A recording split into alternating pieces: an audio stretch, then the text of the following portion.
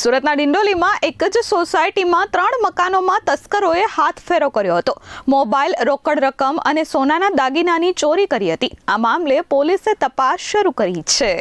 સુરતના ડિંડોલી વિસ્તારમાં ચોરીનો બનાવ સામે આવ્યો છે. ડિંડોલી મહેક સોસાયટીમાં રોકડ, સોનાના દાગીના અને લાખો રૂપિયાની ચોરીની ઘટના સામે આવી છે. સોસાયટીમાં તસ્કરોએ 3 મકાનોને એક સાથે નિશાન બનાવ્યા હતા. ઘરમાં પરિવારના લોકો સૂતા હતા તે દરમિયાન તસ્કરોએ કોઈ સ્પ્રે જેવો પદાર્થ છાંટી 3 લોકોના ઘરના સભ્યોને બેહોશ કર્યા હતા અને ત્યારબાદ 7 મોબાઈલ ફોનની ચોરી કરી હતી. આ ઉપરાંત સોનાના દાગીના, રોકડ રકમ મળી લાખો રૂપિયાની ચોરી થઈ હતી.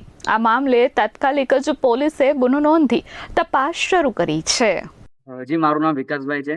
હું અહીંયા મહેક રેસિડેન્સીમાં રહું છું અને આજે વહેલી સવારે અમારી સોસાયટીમાં એક ચોરીનો બનાવ બન્યો છે, જેમાં 3 મકાનોમાં ચોરીનો બનાવ બન્યા છે. એક મકાનમાં 2 મોબાઈલ અને 30,000 કેશ, બીજા મકાનમાં 3 મોબાઈલ અને બીજા મકાનમાં 2 મોબાઈલ.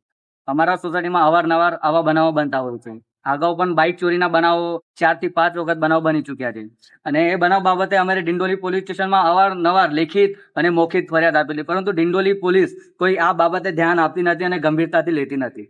અનેક વખત અમે પીઆઈને રજૂઆત કરવા છતાં પીઆઈ અમને કહેતા હોય છે કે તમે એવા વિસ્તારમાં કેમ રહેવા જાઓ છો. હાલાકી પોલીસનું કામ છે ગુનેગારોને શોધવાનું, ના કે તમે જે ફરિયાદી હોય એમને તમારે એ બિહેવિયર કરીને એમને તમે એવો જવાબ આપવાનું. કેટલાની ચોરી થઈ છે? જી, એમાં રોકડ રકમ છે, 2 મોબાઈલો છે, ટોટલ 7 મોબાઈલ ગયા છે અને 30 થી 40,000 કેશ જે રકમ હતી એ ચોરી થઈ છે આજે સવારે. શું માંગ છે હવે? અમારી માંગ એ છે કે જે આરોપીઓ છે એવા વિસ્તાર છે, પાછળ આવાસ જેવા વિસ્તાર છે ને ત્યાં ગંભીર ગુનાના આરોપીઓ ત્યાં રહે છે, એવા આરોપીઓ પર અંકુશ લાવવા જોઈએ એમના પર, અને આ જે એની તપાસ થઈ, આરોપીને પકડી મંગાવી એમના પર કાયદેસરની કાર્યવાહી થવું જોઈએ. અને જે મહત્વનું વસ્તુ છે કે આ વિસ્તારમાં પોલીસ પેટ્રોલિંગ જરાક બી થતું નથી. અમે ઉપર અનેક વખત આ બાબતે કમ્પ્લેન કરી છે, છતાં અમારા આ કમ્પ્લેનની નિવારણ આવતું નથી. અહીંયા પોલીસ પેટ્રોલિંગ વધવું જોઈએ, પોલીસ વાળા અહીંયા ફરવું જોઈએ. આવા વિસ્તાર નવો વિસ્તાર છે, થોડો ઓપન વિસ્તાર છે, આમાં પોલીસ પેટ્રોલિંગની મહત્વપૂર્ણ પોલીસ પેટ્રોલિંગ છે. પોલીસ પેટ્રોલિંગ અહીંયા થવું જોઈએ. અનેક વખત ચોરીના બનાવો અહીંયા બન્યા છે, બાઇક ચોરીના બનાવ બન્યા છે, મોબાઈલ ચોરીના બનાવ બન્યા છે. અમારી માંગ છે પેટ્રોલિંગ વધવા જોઈએ આ વિસ્તારમાં.